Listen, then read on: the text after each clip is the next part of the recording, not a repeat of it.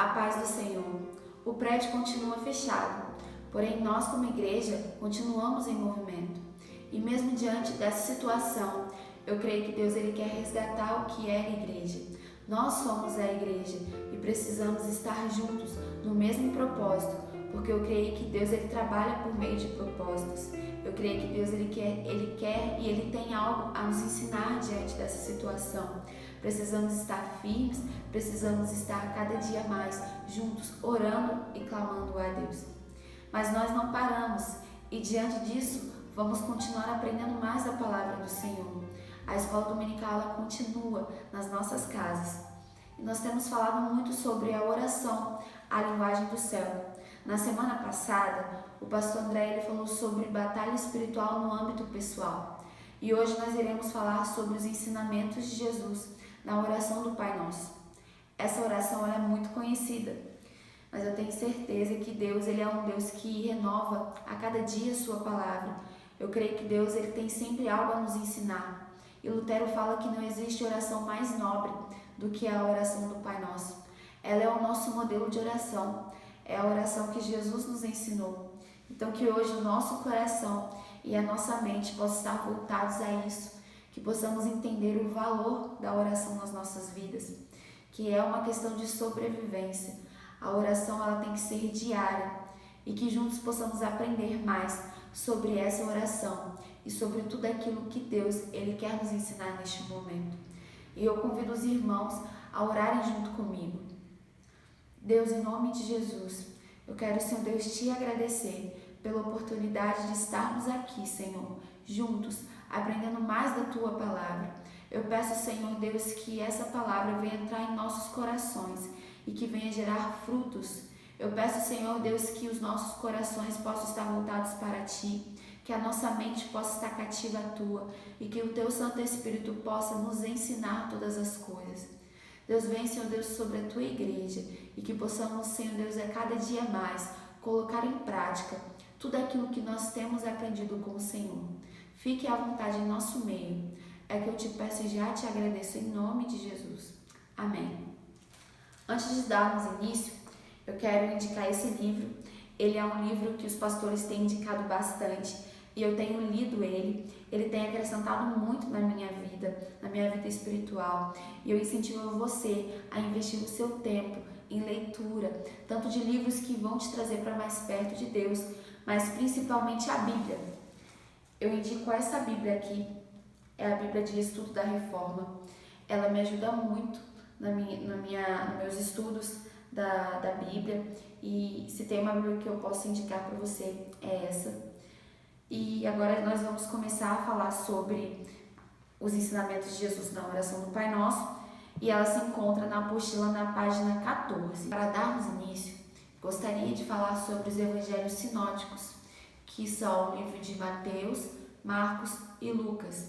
Eles são chamados dessa forma porque às vezes a estrutura das palavras eram parecidas e porque eles tinham a mesma visão dos ensinamentos e da vida de Jesus. Porém, a oração do Pai Nosso, ela se encontra no livro de Mateus e no livro de Lucas. Nós podemos ver que há diferença em algumas palavras, entre os dois livros, porque eles foram escritos em idiomas diferentes. Jesus, quando ele falou a oração, ele falou em aramaico. Aramaico era a língua falada na Palestina. A Palestina, na época de Jesus, ela era tomada e ela era governada pelo Império Romano. E diante disso, o hebraico ele é parecido com o aramaico, que era o idioma oficial dos judeus, e o grego ele era falado pelo Império Romano, pelos romanos, o grego e o latim. Mateus ele foi escrito no ano de 50 depois de Cristo, foi escrito em aramaico, e Mateus ele era um discípulo de Jesus, ele andou com Jesus. Já Lucas ele não andou com Jesus, ele era um médico, ele era filho de grego e ele escreveu o livro em grego. Lucas ele é considerado o evangelho perfeito porque ele foi nas casas, ele foi por onde Jesus foi e escreveu o livro cheio de detalhes. E por isso há essa diferença quando nós vemos a oração no livro de Mateus e no livro de Lucas. Diante desses evangelhos sinóticos, nós conseguimos enxergar como Jesus ele tinha uma vida de oração, que a todo momento Jesus ele estava em comunhão com o Pai, seja no jardim, seja no monte, seja no deserto. Jesus ele estava a todo momento em oração com o Senhor. Ele se retirava muitas das vezes para orar sozinho, mas também ele orava junto com as pessoas, junto com os discípulos. E Jesus, ele tinha uma rotina de oração. Jesus, ele sabia que a oração ela era algo essencial no dia a dia. E nós temos que ter essa rotina também. Nós precisamos ter o hábito de orar. Precisamos entender que a oração, da mesma forma que comer é essencial no dia a dia, da mesma forma que se banhar, que escovar dente, ele é essencial.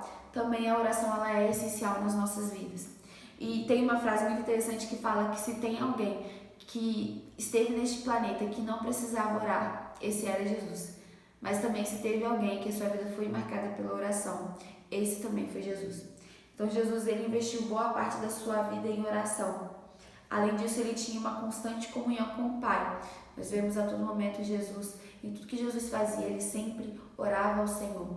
Às vezes antes do sol nascer, Jesus já estava orando, já estava tendo comunhão com Deus. E tem uma frase de Lutero que ele fala que assim como o trabalho dos alfaiates é consertar roupas e o trabalho dos sapateiros é fazer sapatos, o trabalho de um cristão é orar. Quando nós trabalhamos, nós investimos o nosso tempo e nós buscamos resultados. Da mesma forma, a oração ela é assim. Nós temos que investir tempo na oração e buscar resultados.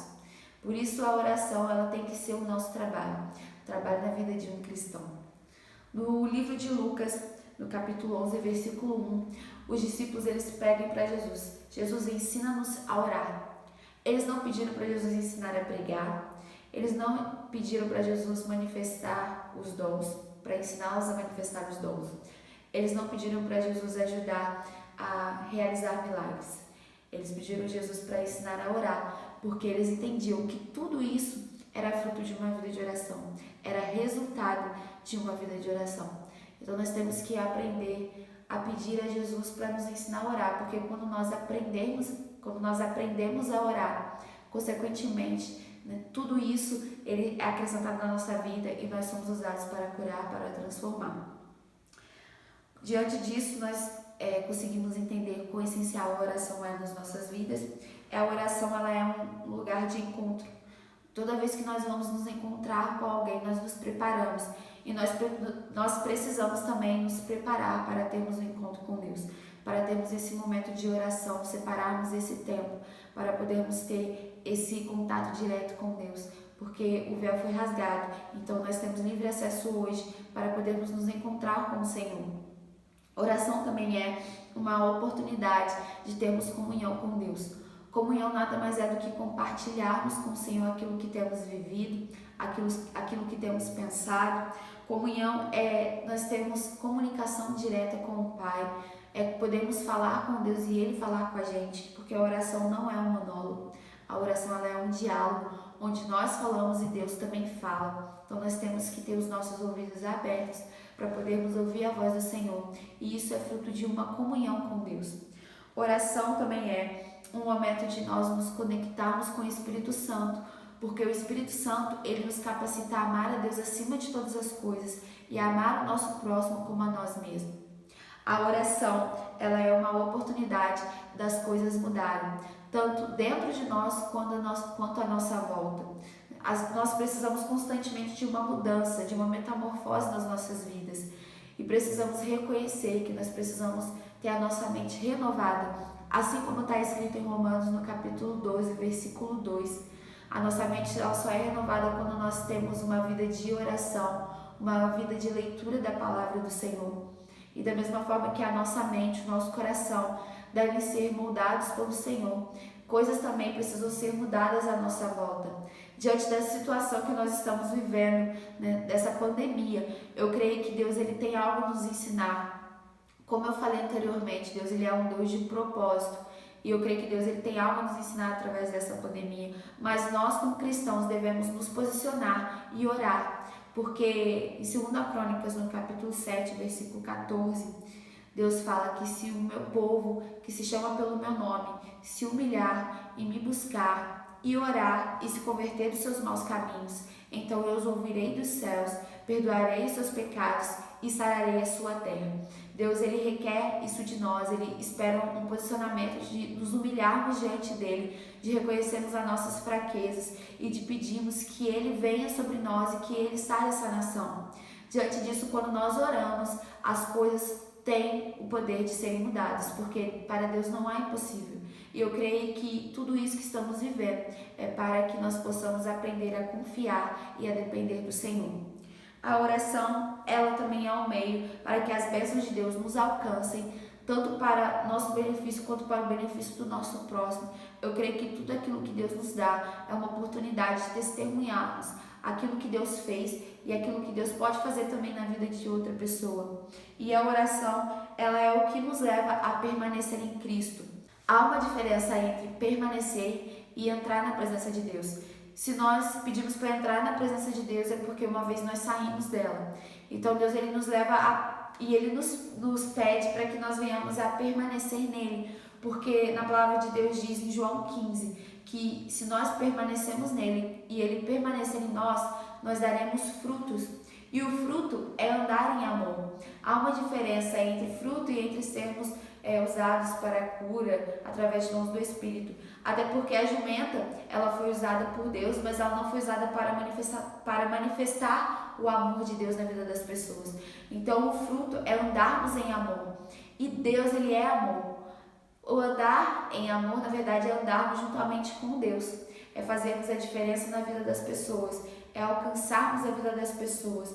E nós só vamos alcançar essas vidas se nós andarmos em amor e se nós permanecemos em Cristo. Há algo muito interessante que eu li que fala que quando alguém experimentar a nossa vida, ela tem que ter o gosto de Jesus. Então, será que nós temos esse gosto de alegria, de esperança, de amor? Porque eu creio que quando a pessoa olha para nós, ela tem que enxergar algo diferente. Ela tem que enxergar algo que só Jesus pode oferecer, que é essa esperança e esse amor. Então a oração, ela engloba muitas coisas, mas ela é o que nos leva a permanecer em Cristo. Agora nós vamos para a segunda parte. Eu gostaria de ler com os irmãos o livro de Mateus, no capítulo 6, a partir do versículo 5, que diz assim: E quando orardes, não sereis como os hipócritas, porque gostam de orar em pé nas sinagogas e nos cantos das praças, para serem vistos dos homens. Em verdade vos digo que eles já receberam a recompensa. Aqui Jesus, ele começa a falar, e quando orardes.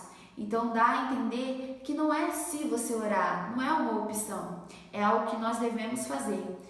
Na Bíblia não chega a falar quanto tempo que nós devemos ter de oração, mas fala que nós devemos orar sem cessar. Ou seja, nós devemos estar em espírito de oração a todo momento, orando constantemente. E aí, diante disso, Jesus, ele fala que não sereis como os hipócritas. Hipócrita, o significado no grego quer dizer esconder atrás de alguma coisa.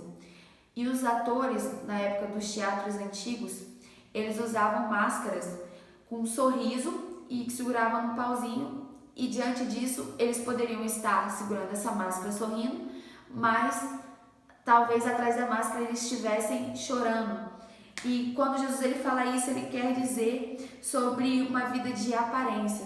Esses hipócritas, muitas das vezes, eles pareciam algo que na verdade eles não eram.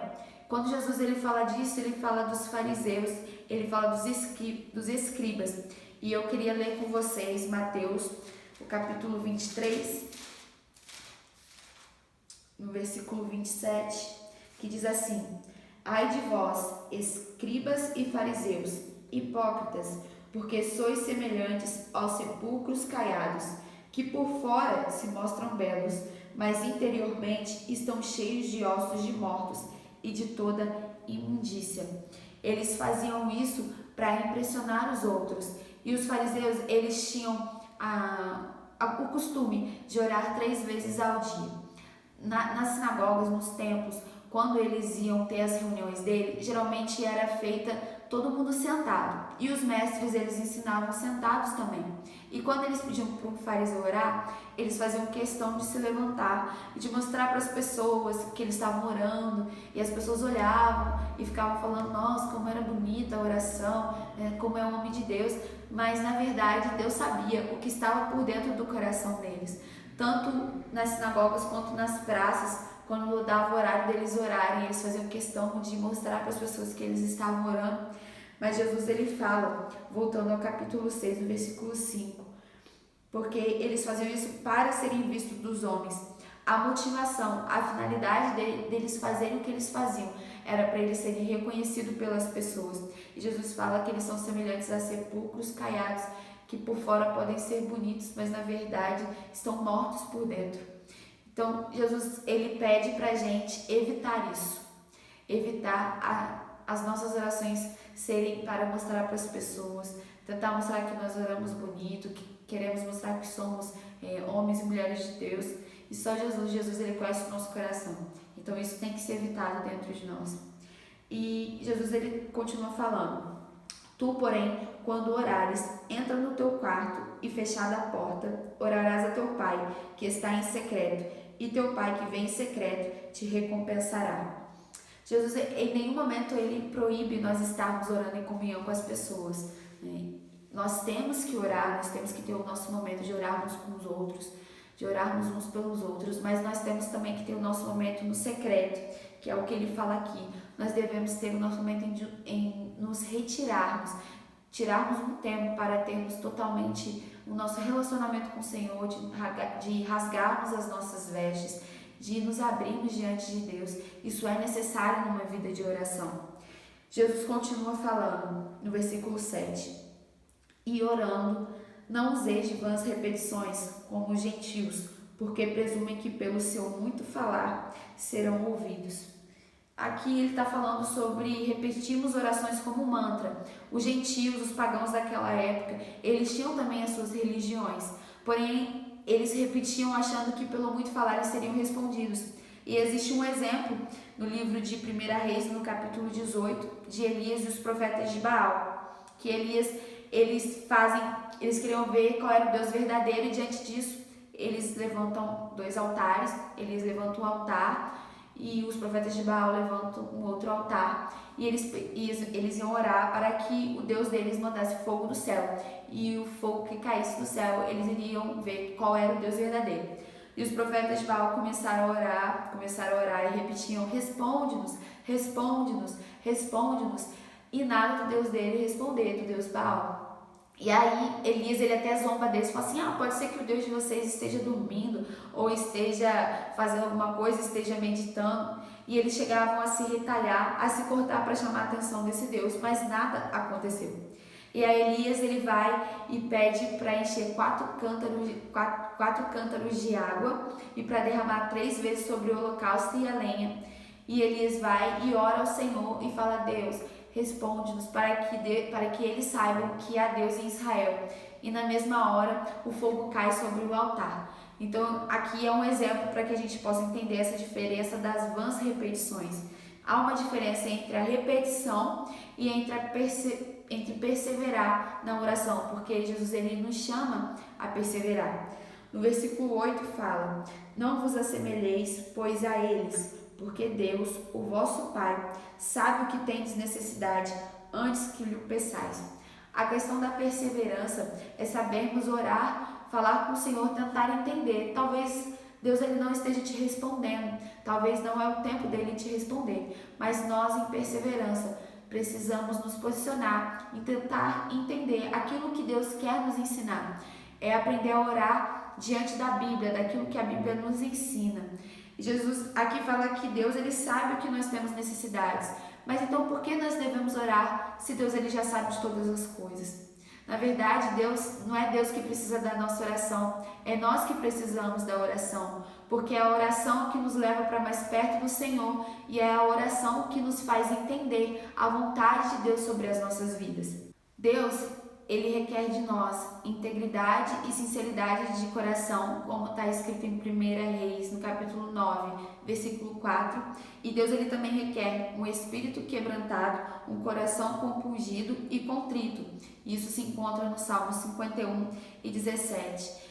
Nos Salmos a gente consegue ver várias orações de Davi. Como Davi ele era um homem de oração e ele é considerado um homem segundo o coração de Deus, mesmo diante dos erros e das falhas que ele cometeu. Eu creio que ele é considerado um homem do coração de Deus porque ele se arrependeu, e o arrependimento ele gera mudança. Então Davi, quando ele se arrependeu, ele orou, ele clamou ao Senhor, e diante disso a vida dele foi restaurada por completo. Então Deus ele requer isso de nós. Davi ele chega e ele fala para Deus, ele reconhece o pecado dele e ele mostra para Deus. E muitas das vezes nós temos a dificuldade de confessarmos o nosso pecado para Deus. Então Davi ele é um exemplo para que a gente possa seguir, que nós temos que abrir o nosso coração, reconhecer as nossas falhas, porque é isso que Deus ele requer de nós. Ele requer um coração sincero. E a oração dominical, a oração do Pai Nosso, ela é um modelo para dar direção a louvor, adoração e petições a Deus. É um modelo para ser um guia para as nossas orações espontâneas. Diante daquilo que nós oramos, ela é um norte daquilo que nós devemos orar, aquilo que Deus irá aceitar a nossa oração, irá nos responder de acordo com a vontade dele. E é também um modelo para retratar o nosso relacionamento com Deus. Além disso, a oração do Pai Nosso, ela tem 3 propósitos: santificar o nome do Senhor, introduzir o seu reino e fazer a sua vontade. Nós precisamos entender que toda a nossa oração, ela tem que estar voltada para esses 3 propósitos. E quando nós temos esse entendimento, a nossa oração, ela se torna uma oração eficaz. Chegamos à terceira parte.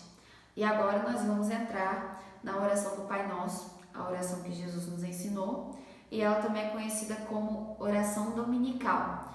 Essa palavra ela vem do latim e ela quer dizer Senhor. E a oração ela é dividida em 2 partes. Ela é dividida na parte do reino de Deus, onde Jesus ele nos ensina a santificar o nome dele, a adorar o nome dele, a entender que a vontade dele seja feita. E ela é dividida a segunda parte pela questão da nossa vida, as nossas necessidades, a questão do pão, do perdão e da provisão. E com isso Jesus ele nos ensina que o nosso alvo primário ele tem que estar no reino de Deus. E diante disso, eu queria ler com vocês a oração que se encontra no livro de Mateus, no capítulo 6, a partir do versículo 9. Eu vou ler juntamente com vocês esse texto, mas depois nós vamos abordar por partes. E diz assim: portanto, vós orareis assim: Pai nosso que estais nos céus, santificado seja o teu nome. Venha o teu reino. Faça-se a tua vontade, assim na terra como no céu. O pão nosso de cada dia dá-nos hoje, e perdoa-nos as nossas dívidas, assim como nós temos perdoado aos nossos devedores. E não nos deixes cair em tentação, mas livra-nos do mal, pois teu é o reino, o poder e a glória para sempre. Amém. Vamos começar então por partes. Jesus ele inicia com o Pai Nosso, e a primeira coisa que ele nos ensina é a questão da paternidade. E eu gostaria de ler com vocês Romanos, capítulo 8, a partir do versículo 15, que diz assim: porque não recebestes o espírito de escravidão, para viverdes outra vez atemorizados, mas recebestes o espírito de adoção, baseados no qual clamamos Abba Pai. O próprio Espírito testifica com o nosso espírito que somos filhos de Deus. Até aí somente. Então a gente consegue entender que Deus ele nos adotou e hoje somos considerados filhos de Deus. A palavra Abba, que está escrito aqui no versículo 15, ela é traduzida na palavra aramaico, Abba está escrito em aramaico e ela significa pai, paizinho, e era uma forma de um filho se direcionar ao seu pai de uma forma carinhosa. Então Jesus, ele nos ensina que precisamos reconhecer que Jesus, que Deus, ele é o nosso pai. E ele não é somente o pai, mas ele é um pai nosso. E ele não é um pai meu.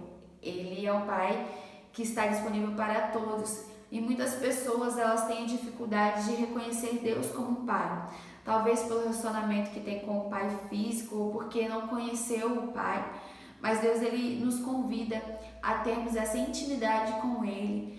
E se hoje você tem essa dificuldade, que você possa deixar Deus tratar isso dentro de você, porque Deus ele é um pai que cuida, ele é um pai que protege, ele é um pai que provê, ele é um pai 100% presente.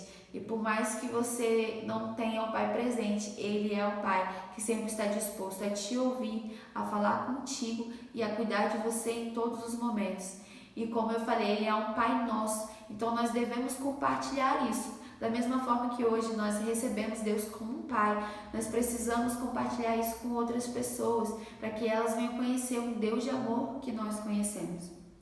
E Jesus, ele continua falando: Pai nosso que estás nos céus, santificado seja o teu nome. Esse santificado seja o teu nome é uma forma de adoração, de reconhecer quem Deus é nas nossas vidas. E quando nós falamos santificado seja o teu nome, é quando nós deixamos que o nome de Deus ele seja glorificado através da nossa família, através das nossas atitudes em casa, seja no trabalho, seja com os nossos amigos, seja na rua, onde nós estejamos. Nós precisamos reconhecer que quando nós falamos Deus, santificado seja o teu nome, nós queremos que isso seja conhecido através das nossas atitudes, porque Deus ele é um Deus santo, ele é um Deus poderoso e Jesus ele nos ensina a darmos totalmente a honra, a glória que somente ele merece. Continuando, Jesus ele fala: venha o teu reino. E aqui Jesus ele quer ensinar sobre a soberania do Senhor, reconhecer o domínio de Deus. Nós entendemos e a palavra de Deus diz que o reino de Deus é um reino de alegria, é um reino de justiça, é um reino de paz. Quando nós falamos, Senhor, venha o teu reino, nós estamos querendo que a manifestação plena do Senhor e a final obra de Deus seja estabelecida aqui na terra. Porque o reino de Deus ele ainda não veio em toda a sua plenitude.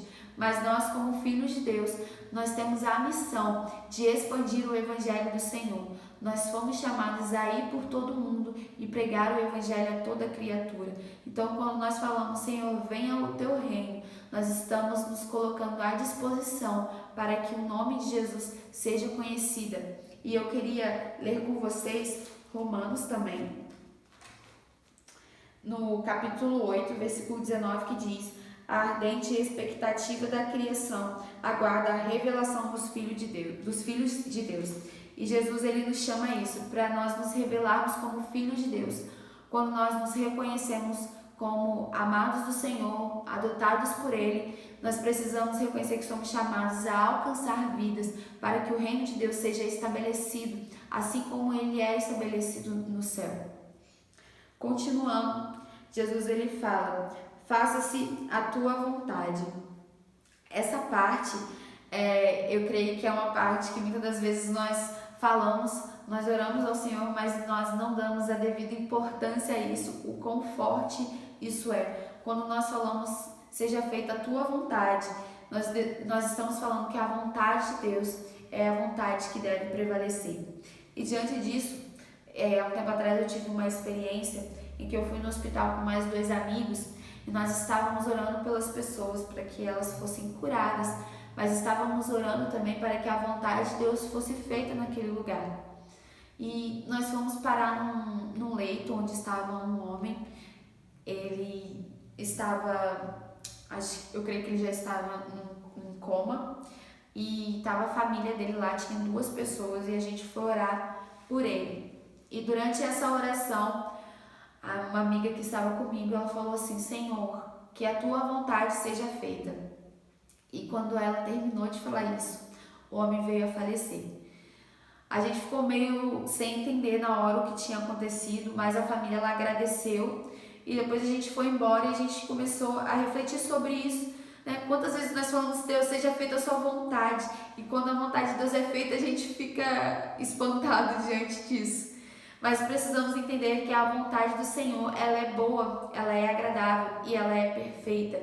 E mesmo que a vontade de Deus não seja a nossa, nós precisamos entender que a vontade dele é muito melhor, é muito maior, porque Deus, ele é soberano, Deus, ele sabe de todas as coisas, ele vê além. Nós somos limitados, a nossa mente, ela é limitada e nós precisamos aprender a confiar no Senhor. Quando nós falamos, Deus, faça a tua vontade, nós estamos dando liberdade e estamos dando também um ato de confiança a Deus, confiando que ele sabe o que é melhor para nós.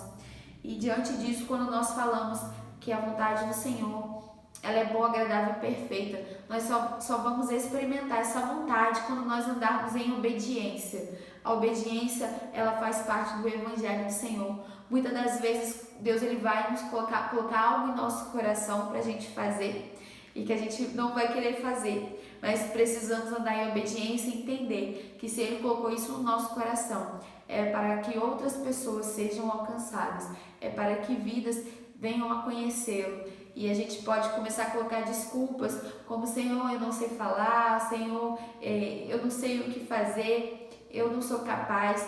Mas Deus, ele escolhe aqueles que não são, ele escolhe aqueles que as pessoas não dão nada, porque aí ele mostra que é ele quem faz. E isso mostra a dependência de Deus.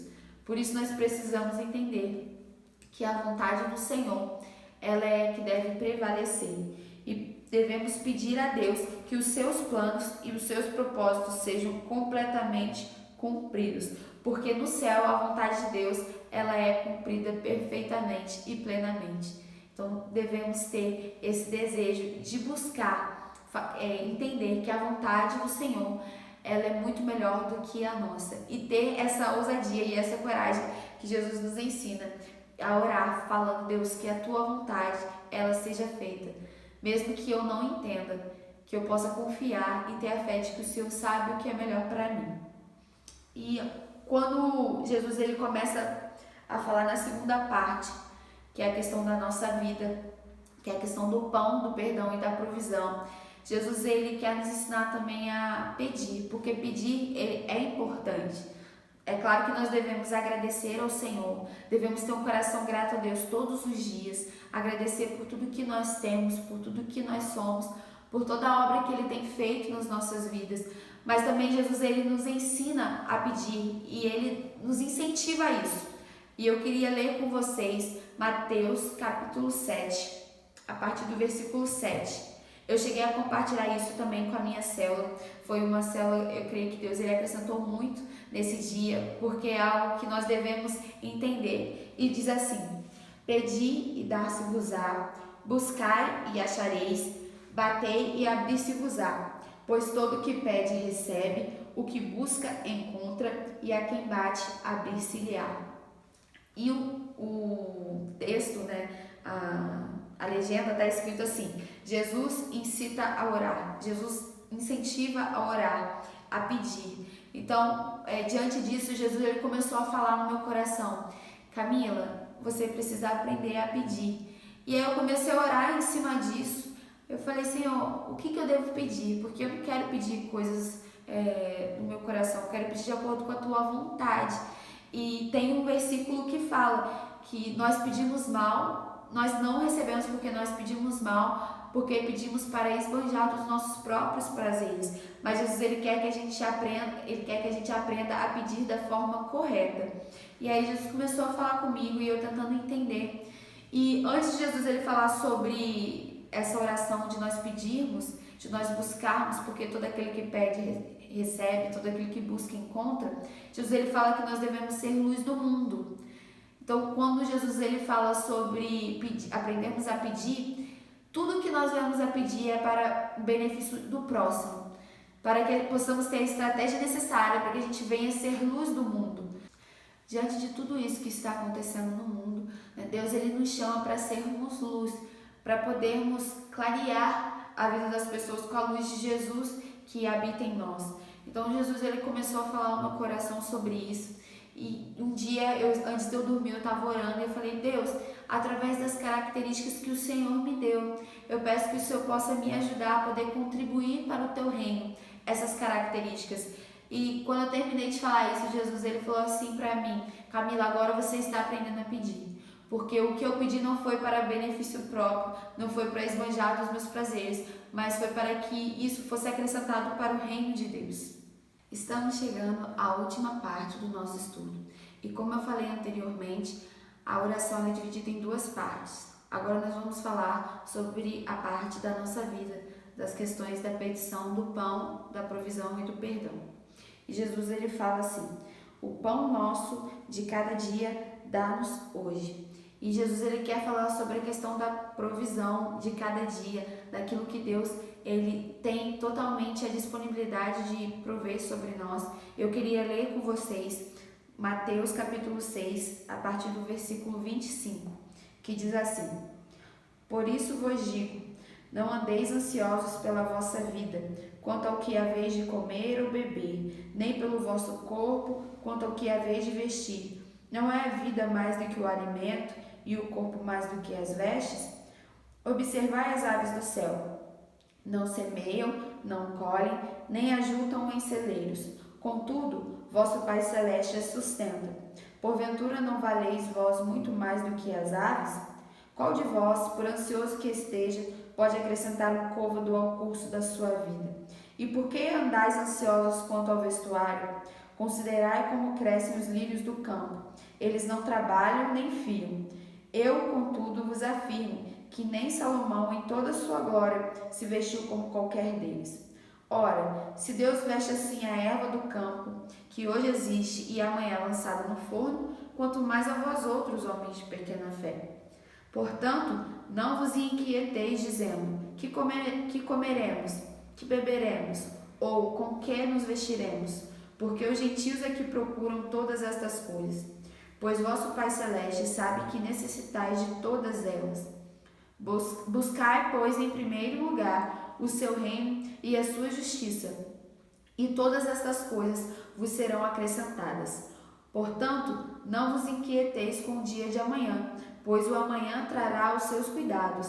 Basta ao seu dia o seu próprio mal. Jesus ele está dizendo que nós devemos procurar o reino dele em primeiro lugar, assim como ele nos ensina também na oração. Então nós precisamos aprender a confiar que a provisão ela é diária e nós precisamos entender que essa petição é uma maneira de entendermos como somos dependentes de Deus.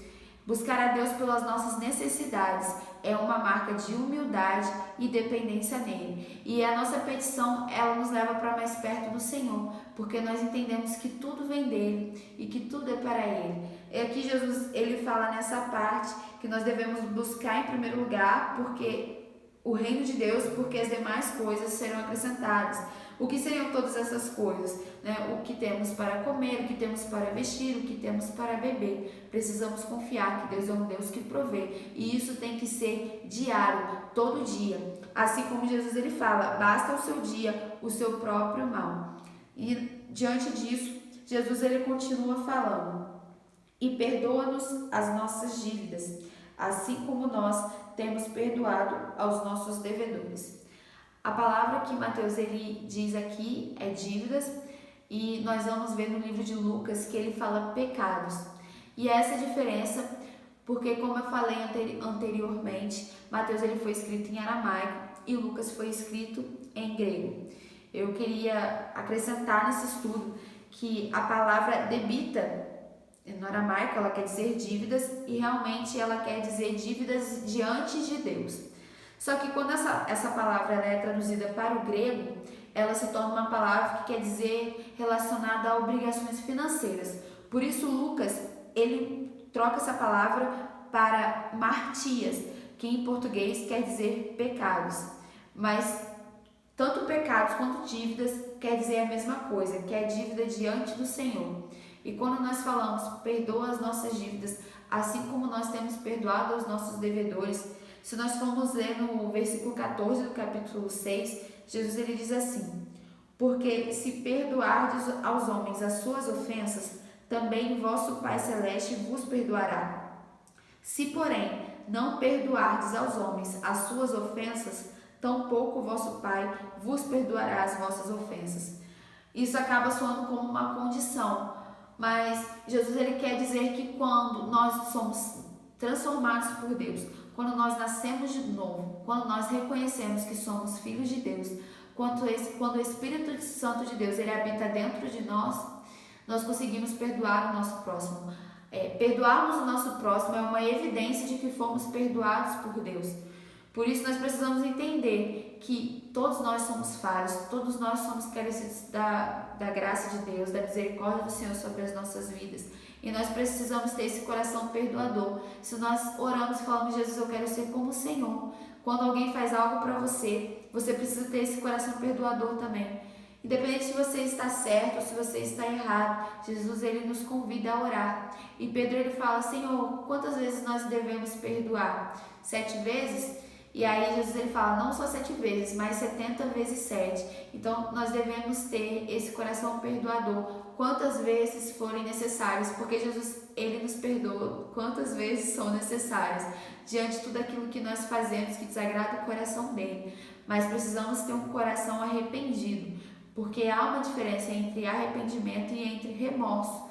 O remorso é algo momentâneo, mas não gera mudança. O arrependimento ele gera mudança. Precisamos perdoar o nosso próximo, assim como somos perdoados por Deus. E o amor, ele flui como fruto da misericórdia que nos foi mostrado. O perdão, ele não é um sentimento, ele é uma escolha. Se nós esperarmos sentir o desejo de perdoar, nós não vamos nunca perdoar alguém ou liberar o perdão. Nós precisamos entender que isso vai muito além de um sentimento. É algo que Deus ele nos ensina a fazer. Então, nós precisamos orar sim, para que Deus nos ajude a tomar essa decisão, a tomar esse passo de ir até essa pessoa e pedir perdão, ou ir até essa pessoa e liberar o perdão necessário. E diante disso, Jesus começa a trabalhar no nosso coração, e aí sim, esses sentimentos que hoje envolvem o nosso coração, a nossa alma, isso vai sendo dissipado, isso vai sendo tirado do nosso coração. Então, Jesus ele nos ensina a perdoar os nossos irmãos, assim como nós temos sido perdoados por ele. Continuando, Jesus ele fala, e não nos deixes cair em tentação, mas livra-nos do mal. Aqui, Jesus ele quer dizer sobre a questão da proteção. E a tentação, eu aprendi algo que fala que é melhor a gente confessar tentação do que pecado. Muitas das vezes nós temos vergonha de falar daquilo que nós temos sido tentados, mas isso ajuda muito a nós não cairmos em tentação. Porque a tentação, há uma diferença entre tentação e provação. A tentação, ela vem do diabo e nós somos tentados pela nossa própria cobiça. A tentação ela vem para que nós venhamos nos afastar de Deus. Jesus ele foi tentado pelo diabo, mas Jesus ele permaneceu porque ele tinha uma vida de oração e porque ele estava ligado à palavra de Deus. Ele tinha o conhecimento da palavra do Senhor.